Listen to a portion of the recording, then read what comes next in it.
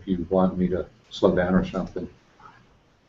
Greetings, this is Todd Greer from SynerVision Leadership Foundation. We want to welcome you into our Tuesday at 2 p.m. live webinar. Today we are very excited to have with us Ed Bogle. Ed is live in Las Vegas, Nevada with Hugh, and Ed's going to talk with us about strategy for social benefit organizations. He's going to discuss with us the importance of how we engage our members.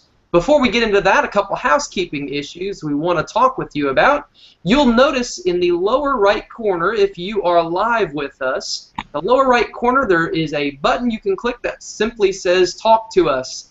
That's an opportunity for you to chat live with us throughout the event, to ask questions, to bring things to light that maybe weren't discussed in full enough detail, and that's a chance for us to be able to get back with you. So we want to encourage you to connect with us through that link and to share your thoughts as we go forward. Also, we want to keep a couple things in front of you. You can always learn more about what is coming up on our website at SynerVisionLeadership.org/events. That's a place for you to see our upcoming schedule. You'll notice every Tuesday at 2, we're going to have these webinars. This is going to be an opportunity for you, our member, to be able to engage with thought leaders across the country as we seek to grow social benefit organizations. Last thing I want to let you know before we get to Ed and Hugh is that we have our magazine, Nonprofit Performance 360 magazine. It's going to be launching shortly, September 2014. It's coming right around the corner, and actually both of the gentlemen that are sitting by are featured in that first edition. So we want to turn it over to Hugh Ballou, our president and founder, and he is live with Ed Bogle, a great strategist that we're excited to have on board. So Ed, Hugh, thank you for joining us. Thank you, Todd. Thanks, Todd. We're together at a business growth conference, and we also have lots of folks here that are working in the social benefit sector. We're trying to reframe our thinking from nonprofit is a minimalist term. We think we can't make profit. It's really technically a non-taxed organization. But fundamentally, whether you're leading a church or leading a community foundation, it's a social benefit organization. So I'm with my colleague, Ed Bogle. We work on a number of projects together, and over the years, I have become a huge fan of understanding the framework. And as you may know, I spent 40 years as a musical conductor. Musical conductor has to have a score so everybody knows when to play and what to play. So in my world, having that framework allows us the stability to know what to do and to then be very creative. So we call it strategic planning. In SynerVision, we're reframing that whole concept of what we call a solution map. Where do you want to go and how do you get there? And Ed, why is it, give us a short version of why it's important. There's probably a number of reasons, but what are the top 3 or 4 reasons why it's important for a nonprofit? We think of a strategic plan or a solution map as a business thing. Right. So why is it important for a church or a nonprofit social benefit organization to have one of these documents? Well, here there are 2 or 3 key reasons that I really like to work with nonprofits. I've done it for, gosh, going way back 35, 40 years now. That was part of the get back. I served on a number of boards and that kind of stuff, so I got dragged into, so to speak, into doing some strategy work for them. And the important part of that is, as you know, any nonprofit organization, it's all about your impact and where you're going. Okay, that's the end reach. That's the end game, is having that impact. You want impact. You want your mission out there. And just as a quick side note, if I may digress for just a second, you know, it is so critical around the globe as we've shrunk this globe, we're more connected and that kind of stuff, that our nonprofits get out there and have their impact. Personally, I don't think governments do very well at running social agendas, so our nonprofits need to be out there and having the impact. Now, impact, and Hugh mentioned it a second ago, the reason to have this roadmap is because we want to look at that vision, that impact, and where we're going, and get everybody engaged in understanding the vision, the mission of the organization, and their role in getting it there. It's a lot about engagement. You know, as Hugh and I have worked together, there's a lot of underpinnings of engaging, you know, your volunteers, your staff, and everyone else, and having that common one-page direction. The important constructs under that, and one of the things I really emphasize with not-for-profits, we've got to get rid of the scarcity mentality. Most of the impact's huge. Most of us end up spending a lot of our time raising money, raising money, raising money. So a lot of strategy is about defining that impact, how we're going to get there, kind of what the incremental steps are. I like to go into a 3 to 4 phase growth plan. I like to look out 5 to 7 years and say, where do we really think this thing's going to be? And then as we progress through the implementation of that strategy, we adjust that plan. So strategies are not something you define a 5 to 7 year plan, tie a nice bow around it, and then it occurs. Things change, your membership base changes, you know, different donors come and go, whatever the case may be, and those change the context of your strategy. So a lot of it is about the process. It's not the plan, it's the process of that to allow you to manage strategically, keep people engaged, bring new people in, people go away, you know, and it allows you to have that continuum of the mission, the impact in front of everybody, yet they're looking at the short term, what do we really do to implement this and make it happen? Speak to the topic that I highlighted at the beginning. Mm-hmm. I've had churches and community social benefit organizations both say to me, oh, I don't want to do that because it puts me in a box and it limits my creativity. Is that true? No, absolutely not. It's the opposite of it. In fact, a great process, when we do strategies, our strategies end up on one page. And there's a reason for that. There's an elegant simplicity to having that. And it doesn't, because again, what you want to do is you know, the collective wisdom that may exist. You know, I worked with an organization in Tulsa, Oklahoma. It was a senior services organization. We have 38 board members. Okay? Now that sounds excessive, right? Yeah. Now they don't all meet at the same time. But it's not a bunch of bobbleheads in that room, okay? What we did was we engaged a large part of the community to help us mastermind our way through where could this organization go and be engaged. And we rose the creativity. And the example of the senior services group, you know, they wanted to serve seniors. And in the longer term plan, we decided that housing was a huge issue for seniors. We wanted to have an impact. That organization that had no capabilities to do this wound up building they now operate 9 assisted living centers, affordable senior housing directed at that. So again, it was the engagement of that board. One of the board members brought it up. So it's really a lot about the creativity, not stifling it into one box. Because again, and part of the problem with not-for-profits is they like to turn over leadership sometimes because they get into those boxes. We're talking about how you use and how you build alliance relationships and those kinds of things. So it engages that creativity. Absolutely. I have a lot of nonprofit leaders, executive directors, pastors come to me and say, I wish I could get my board active. I wish I could engage the major stakeholders. They're pretty disengaged, but maybe apathetic even. So it would occur to me that we had clarity of purpose, clarity in objectives, and clarity on here's our action plans and here's our mutual accountabilities. I also hear professional business people say they don't want to get on a board because they feel trapped in a system where they can't function at a high level. So speak to this framework that we construct, which I really like your explanation that it's a process that you evaluate and you update, so it doesn't become, I love your term, credenza-ware. Right. It gets dusty and we put it away and we look at it every 5 years and do a new one. Or once a year we update it. Update it, yeah.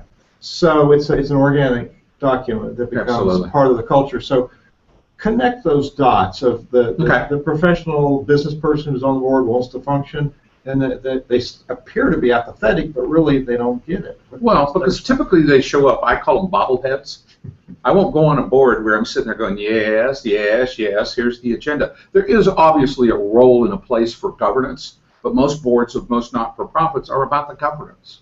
Okay? And one of the things we do is we want to get very active committees. Now, we break that, again, that phase growth plan will have the short-term action plans in it. okay? And we want to break that down into bite-sized pieces because people join boards because they want to see results, okay? Most boards end up being bobbleheads, okay? They're not active in the process. So we break that down into pieces and actively engage the board. Bite-size, you know, because one of your great challenges with boards and people getting engaged, they have a limited amount of time. So it's more important, more critical that we break that into bite-sized pieces. One of the reasons we have 38 people on the board of that senior organization is to primarily use the expertise of those people. They are tied to, and they want to give it. We have a couple of 3 real estate because we operate some other real estate pieces out of that organization. So we have 2 or 3 people on the board that are in the real estate. They meet separately. They work on. They come back to the board with kind of here's where we're going next. Here's the results we've achieved. Now they're feeling like they're involved in that impact. So, and if you know, there still is a role for the governance, the people approving the budgets, the direction, and that kind of stuff. But that's the governance piece. Most not-for-profits I deal with, that's all they have when I come in. The board is not actively engaged. But you have to break that back down into some really bite-sized pieces that relate to your plan and let them feel like, you know, not let them feel like, but let them actively engage. Their contribution goes up. It's an interesting concept. And I'm not necessarily saying everybody needs to go have a board of 38 people by any means, but where is the active engagement of what I'm doing? And the other side of it is not to come from a point of scarcity too. Okay? Because getting your board engaged, and again, traditionally we get into these fundraising activities or we're a United Way agency. We took that senior services organization, for example, from having about a 50, around 50, a little less than 50% dependency on United Way. They now use 3% of their funding's United Way. Wow. Okay. Because part of what we did is we looked at the market we were serving. They took a publication that they just kind of ran off, printed some Kinko's or something, and sent out, and we turned that publication into a magazine that advertisers now advertise in, and it throws off several millions of dollars of advertising every year. That money is reinvested. So again, that all came from using the board, masterminding, kind of, if you wish, against a framework that keeps us focused on the visions, the values, and the tenets of our mission, and then how we're going to actively engage ourselves, where we're going to prove competency. I will tell you one other quick thing here before I forget. One of the real problems is most organizations, most not-for-profits, your mission is big and wide and onerous and damned important, okay? So we get into this thing of, you know, well, it's our mission, and again, it's really critical that you have that phased growth plan, that roadmap, which you adjust periodically, okay? Because as you execute, when we first went into assisted living with this group, we had to adjust. We learned a lot from the first facility we built, okay? Made a lot of mistakes, and we learned from it and adjusted. So it's all about those adjustments. And too many of the boards take on, so if I take my mission, I've got to look at the next 12 to 18 months and say, what is it that I've really got to accomplish to live to that mission and the longer-term vision of the organization? So it's breaking it back down into tight compartments. Not-for-profits, in my experience, have a tendency to try and bite off too much. And we took that senior organization, for example, what we did with them, I mean, they were a very small organization, and it took us, you know, I'm fast-forwarding to 20 years later now. Yeah. But they keep building and rebuilding and rebuilding and rebuilding, and their impact is just significant. Yeah. You've hit a couple of key points that got my curiosity up. I want to talk about the process of creating. You're creating a document, but really you're empowering a culture. And coming from leadership as a culture, it gives us an area that people could rise to a higher level of functioning. So the process, the planning process, and then give us several, what are the 4 or 5 components that would be in the solution map strategy that would be created as a document, but really it's an operative change in the culture. It's a transformation of the culture. Yeah.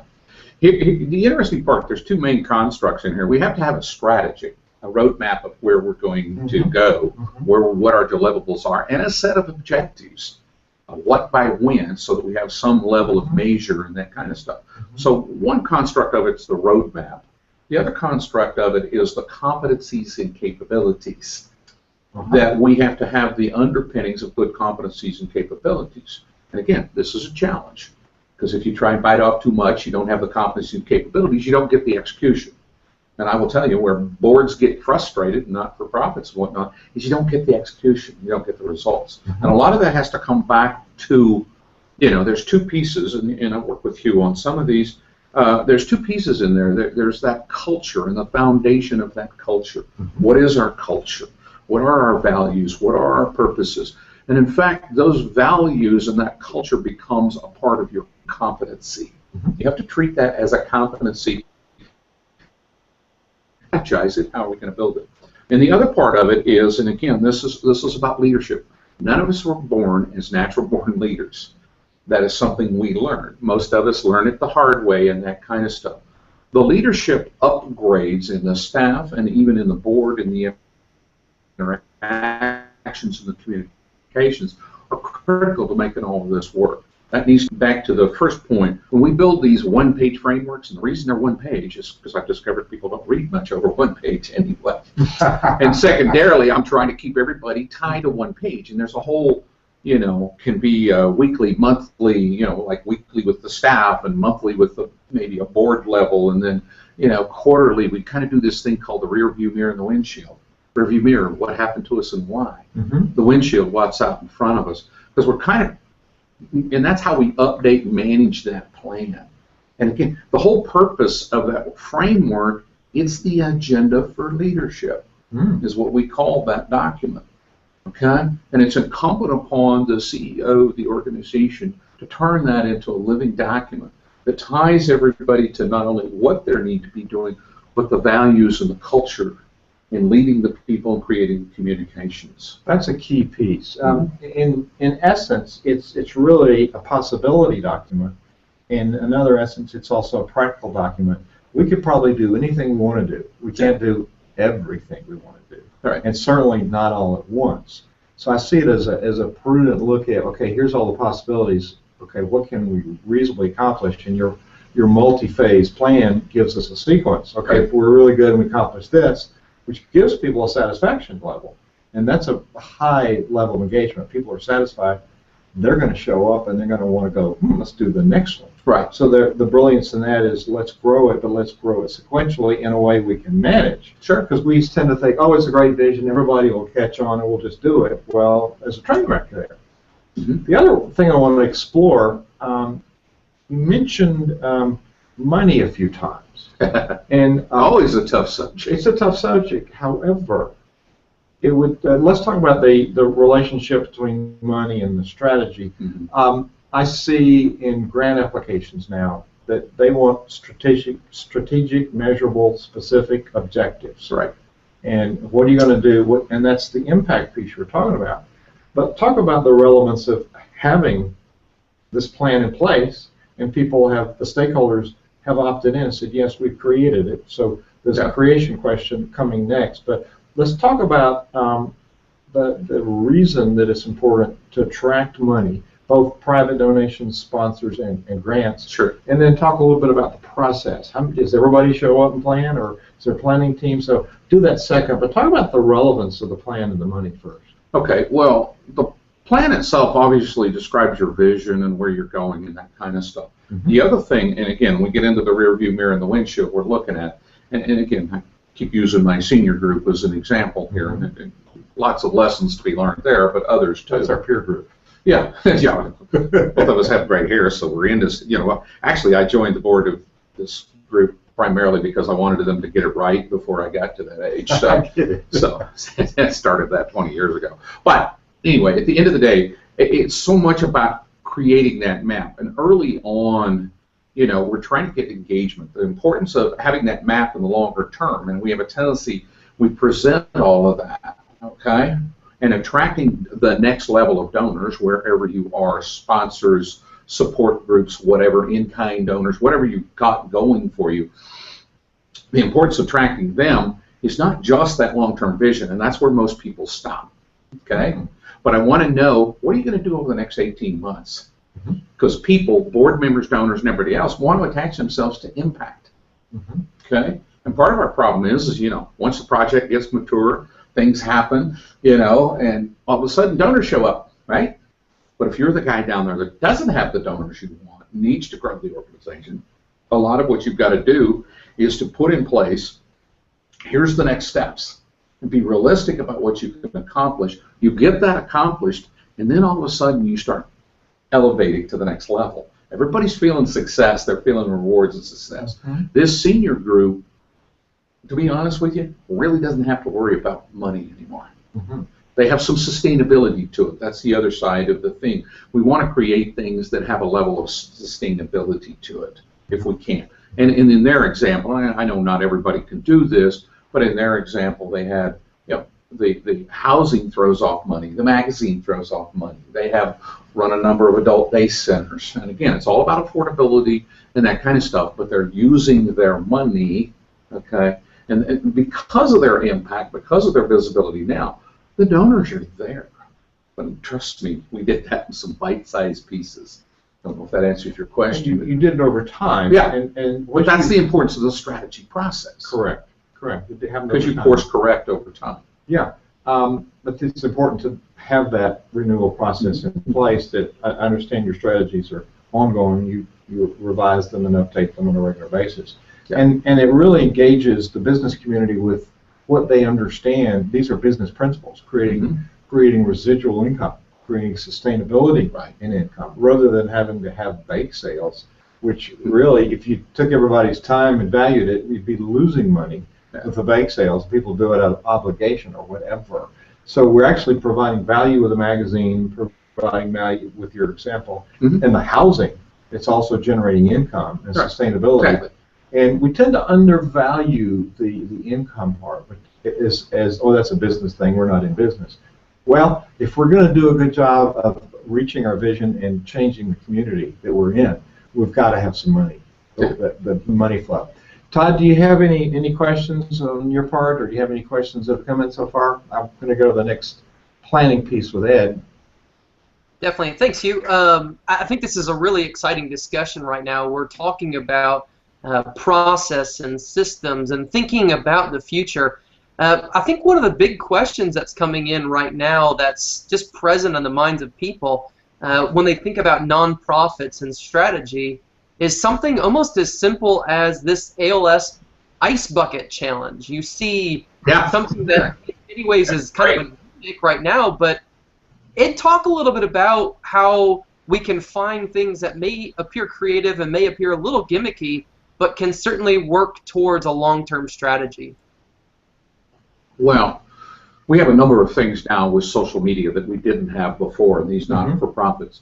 You have and again, we've been working with some recently about building events and stuff that create that visibility and that kind of stuff. So it's a little bit of, one of the things you define in strategy is brand value and brand promise. Okay, now that's different a little bit than vision and mission. Won't go into the details here, but at the end of the day, it's that brand promise that you're putting out there, that brand value. So we have social media. We have a way to create those events. And again, the Ice Bucket Challenge, and I just thank God every day now that I haven't been challenged, because that looks really cold to me. So I'm not into that challenge. But what they're doing, and again, it goes back, I can't even remember the charity. Is it that's tied to it? I don't remember. Do you remember, Todd? Was it ALS or something? Anyway. Yeah, it's ALS. Yeah, and that's part of the reason it got into the athletics, the whole world, because it's known as Lou Gehrig's disease, I believe, and that kind of stuff. Those are great events, okay, but they typically have a short life to them. All right, so you got to have a series of event plannings, and one of the, just kind of a segue into another piece, just real quick. One of the things that not-for-profits do is they don't look for alliance partners. Okay. Define alliance partner. Well, alliance partner is somebody that, is in the not-for-profit world, is somebody that's kind of operating in your space maybe and doing a number of things, but, that may own relationships with part of the same organizations, the same people you're serving, and that kind of stuff. Let me go back to my senior example, okay? There's a number of organizations that provide everything from housing and that kind of stuff. So what we did was, rather than try and own everything and be the kingpin of senior services, we built alliances with all these organizations. And one of the things we did on the donor side was we kind of became the lead dog. We're the 800-pound gorilla in senior markets in Tulsa, Oklahoma, anyway. fact, people fly in from all over the country to really study what the heck did they do. Ah. And then say, well, I made the rash assumption that every city had one of those things, and I found out they don't. So anyway, end of the day, the alliance partnerships, now you're expanding that impact. You're getting that cooperation and collaboration, which is so important. For example, a lot of the seniors end up in senior housing that comes under the housing authority of the city of Tulsa or whatever. So we crisscrossed into that housing authority to provide services and that kind of stuff. Now, what happened is that changed our impact and our reach. Okay, and it was relationships. We don't formally get involved with them, but one of their challenges in those projects, as people got older, and that senile dementias, other assisted living needs set in place, guess where they sent all those people? To our properties. So again, we solved the problem a lot with alliances. We got allied with social services organizations and that kind of stuff. And trust me, when you put together that plan and you have those alliances, you go out to donors. They look at your reach and impact, and it's significant. Plus, several of the board members on that organization are on the boards of some of the alliance partners. So we're creating a collaborative model, which obviously leads to bigger impact. Collaborative model. Yeah. I don't think that's something we were taught. Now, doing this planning process, it sounds like it's painful and a lot of time and a lot of people. So, do we get everybody in the room and get all the ideas? So what's the best way to put one of these plans together? You want to get rid of your board members quickly. Hold a lot of planning sessions. Okay? Yeah. Bye. I have sat through several of those and that kind of stuff. Part of the secret to great plans is and I like to tell people, when we do plans with them, we build the strategic plan once. One time only. You never rebuild it again. One time. Okay? And again, we use this just as an example, as one-page framework, okay? What you're doing on a one-page framework, it takes a little bit of time and effort and activities. You do a lot of input from a lot of pieces. Take the areas of expertise with your staff and the people in your organization, the expertise of your board, break that out into different components to give input to a process. Because you tie people up for long periods of time in a boardroom discussing strategies, it might not be an area of interest, you're going to get, and again, but you do want to mastermind that back out and ask for input and that kind of stuff. So it's a smaller group that creates it, but they do intake and input. And if you can even get input from the markets you serve, we talked to an awful lot of seniors before we built this plan. Really? Yeah, well, we sit around a boardroom, to be honest with you. None of us were real seniors at that point in time, and we're trying to decide what seniors need. Now, let's be smart and go talk to the market. That be called testing your assumptions? Yeah, exactly. Getting rid of your bias, because we all have a bias and a perspective. So that's a little bit of it. But here's the important part. Once you've got that framework built, and you get into whatever process you come up with, a monthly, most of the not-for-profits I work, we do a quarterly thing. Okay? And we have a 3-year horizon in terms of objectives and financials and all of that, but we're only looking at that short-term detail. And we roll off 3 months of detail, add new 3 months of detail. We roll off 1 quarter of high-level stuff and add another quarter of high-level stuff. So what you're doing is you're constantly updating and tweaking that plan, and you're going back to that framework or your roadmap, whatever the document looks like, and you're saying, how are we adjusting? I really will demonstrate I'm a senior. Now, I remember the old kids game. I'm a boomer, not a senior. I shouldn't say that, but you're a boomer. I'm a boomer. Don't ever call a boomer a senior. You're in trouble. So anyway, at the end of the day, we all remember the kids game, pin the tail on the donkey. That's a little bit of what we do. You build this framework to build a roadmap. Some new idea comes to the forefront. Okay? We have a tendency to reject new ideas because we've got this box, So the pin the tail on the donkey a little bit, figuratively, is you've got this framework and we've got, hey, here's a new idea. How does that change? Does it fit with our value systems? Does it fit with our mission, our impact, our culture, what we want to do? Does it change strategy? Does it change our resourcing, resource needs, how we're allocating resources? And so you're evolving by looking at that. And we call it pin the tail on the donkey because we've got this framework. Where does this pin? We don't put the blindfold on. The process is about finding where this fits and how it fits. So it gives you the opportunity to take all the ideas that always fly and be able to put them into a context and into a place. This is a whole lot of data. We're talking to Ed Bogle. Ed Bogle's been Over a strategic planner all his life, and he's the consummate professional in creating the framework, the strategic focus framework. Yes. Yeah. And it really is clarity for me as to, if I'm in an organization, I'm a type A personality, what am I supposed to do? Right. And what comes next?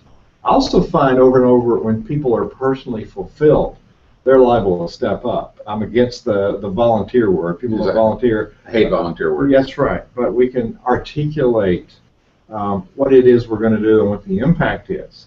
And then we engage people in conversation. And we give them a place to play. Yeah. So it's really servant leaders in action in community. Exactly. And the church, it's members in mission. Right. We've been called to this task. And so it's hard work on your part. It sounds like it's brainstorming and looking at options and making decisions for the participants. And so part of your job is to guide that conversation. Yeah, early on you've got to spend a little bit more time to create that first pass of the framework. Mm-hmm. And again, or a lot of times they have a framework that has, already have a framework. Can we build and embellish on that? I mean, I'm not married to my framework being the only framework out there that works, but it's more the process related to that framework in which you create. And to your point a minute ago, Hugh, you talked about people like to get engaged to make things happen. Again, I don't like to sit on boards where I'm a bobblehead or I'm not, people, even in business and what's shifting in our culture today, and you can speak to this more than I can, what's shifting in our culture today, people work for a share of the vision and the results. That's the reward, the satisfaction of doing that. Well, the same thing applies for your not-for-profit world. They want to have a share of the vision. And, we like the little win sprints, and we get those short-term stuff done, and we get a win. Then that gets infectious, and we get that next level of win, and then we get that next level of win. And again, the senior group I'm talking about, it took 20 years to evolve that organization into what it is today. And but they set out, we took some bite-sized pieces, but they wanted to do it all, and they thought they had to control it all. That's where we got into the alliance partners and that kind of stuff. So we can build that, and not have to have all ownership. In fact, there's an entrepreneurial model out there now. It's about being nimble. I have a client that has 5 employees and 19 alliances and make millions of dollars a month. And the good news is he's also a nice donor, serves on boards. Okay, but again, it's everybody wants to achieve results. We're coming to the end of our time, and the magazine that we could talk all day on this topic, couldn't we? We probably would bore our audience. There's a lot, I know we've dumped a lot of data in their laps, and their brains are probably full. Ed has a really good article in the September 1st edition of Nonprofit Performance. You can go to nonprofitperformance.org and get your free digital copy and get on a subscription list so you'll know what's coming up. Repeat that URL again. Nonprofitperformance.org. Nonprofit Performance. It's specific articles aimed at the social benefit leaders in religious and community organizations. And thank you for that article. As we depart, is there a departing thought or tip that you want to share with members of the social benefit community that are impacting the communities where they live and want to make a significant difference in empowering their boards and their stakeholders? Yes. First and foremost, to that scarcity. Okay? I really walk into not-for-profits. I did a school board foundation, force money into the community. And this was one of the largest public schools in Tulsa, Oklahoma, and the highest academically rated, and they had their little foundation board, and they plowed a whole whopping $20,000 a year into the community, into the teachers and the programs and that kind of stuff. They asked me to come in and help them with their strategy, and I said, well, it seems to me that's nice and it's wonderful what you're doing, but it seems rather irrelevant and not impactful. Okay, so we immediately, and again, this was my biggest human problem, not-for-profits, they needed to have impact. The school monies weren't there, and they were incidentally dedicated totally to, it had to be in classroom stuff. That the teachers got the money to impact the students. We weren't doing landscaping projects at the school type of thing, okay? Fast forward to today, that group, that organization has a corpus, I think it's up around 8 or 9 million. They're plowing somewhere between $500,000 to $1 million a year into the school system. Now we have impact. We shifted that scarcity because we defined a longer-term goal, broke it back into 3 or 4 phases. We adjusted at the end of every phase and kept adjusting, but stayed in front of that mission and that impact. And so we've got to have impact, so we've got to make this occur. And so the donors, sponsors, and other people that were involved in that organization, as it evolved and it had its impact, much easier for them to step up. Thank you, Ed Bogle. If people want to have questions and send to us, would you be kind enough to answer some of these? Oh, sure. No, I'd be delighted to. This is a personal mission of mine. You know, in my life right now is to give back. That's why I do that, because it's a lot of fun. I'm perfectly happy to try and do that. I don't know how you organize and do that, but I'm happy to take questions and find out which ones are the most frequent, and maybe we can write about that in the future. That's what we call him, Todd. Todd? Yeah, okay. Thank you folks for being here today. Todd, give us the instructions on how they can make comments so we can respond to them. Absolutely. Thanks, Hugh. Thanks, Ed. One of the questions and comments that came in on our Q&A feed from our viewers had to do with the question of how do you maintain focus for leaders within a nonprofit realm. And I think, Ed, to your statement, you're creating those bite-sized chunks. You're creating measurable pieces that allow people to think about moving from today to tomorrow and into the future. And I think that's one of the keys that our people want to know.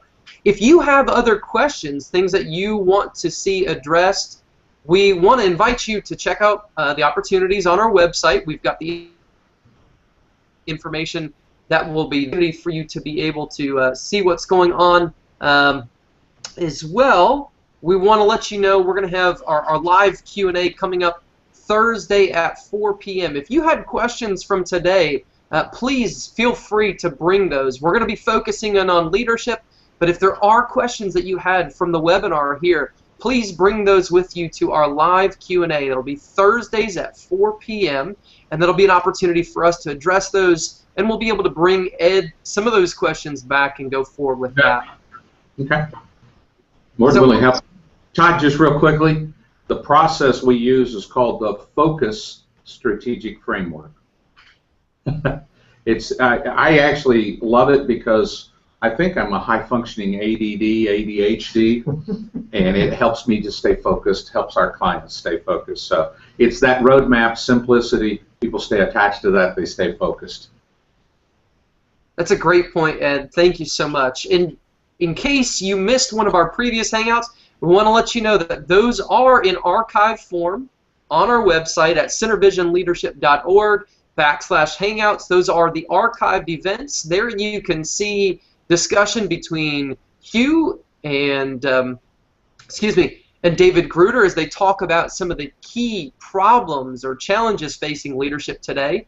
That was filmed 2 weeks ago, and just last week on Wednesday, Hugh sat down with Bill Gilmer from WordSprint, and they discussed the importance of running effective mail fundraising campaigns. So we're really excited about the archives that are forming here. We invite you to join us at any point in time, whether you can be with us live as a viewer or you're able to come back and watch these later on. Get used to Tuesdays at 2 p.m. Eastern Time. Tuesdays at 2, you're going to see a webinar here on SynerVisionLeadership.org. We're so thankful, again, that we could have Ed Bogle with us. Ed is a fantastic strategist, and we're so pleased to have him as one of our wayfinders, as one of the guides that supports the mission of SynerVision Leadership Foundation.